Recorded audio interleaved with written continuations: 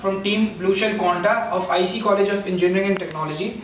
Today I'll be presenting before you a model bridge which is a portable rescue bridge. In the wake of Uttarakhand floods, we have seen that we were not able to deploy conventional bridge on fast running channels because the space available was very less and the roads were non-maneuverable. So we needed a compact system which can be airlifted and dropped at any point which is desired. So we designed this particular bridge on that principle. It is a simple structure which can be mounted on the back of a truck, or it can normally be airlifted with a compressor and a generator. It is supported by two pneumatic pistons which actually operate the whole mechanism. Now I'll be talking about the mechanism for a while. The mechanism is a simple kinematic link chain which follows the basic principle that when you press these links with a particular force, the force is directly transmitted to each and every link, which results in the unfolding of the bridge. Now I'll show you how it works. When compressed air is pushed into these pneumatic pistons, the bridge unfolds like this.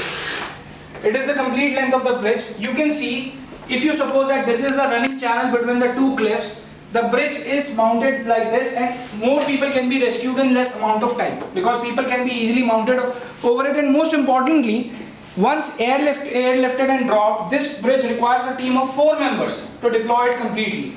You can deploy the complete bridge from one side of the cliff. No one needs to go to the other side. Even if it is needed that terrain is very much rough, even if it is needed to mount the bridge over the other side, a trained army professional or rescue professional can climb over to the other side and normally place the bridge.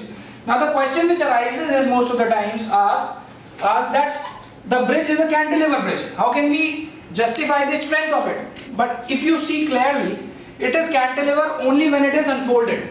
When it is completely in its unfolded state, it acts as a simply supported beam, and it is light in weight because the plates which we use here to make the bridge complete can be of FRP, which is very lightweight. Now, for the unfolding of the bridge, when each and every person is rescued, you can still unfold it from the same place without going over to the other place.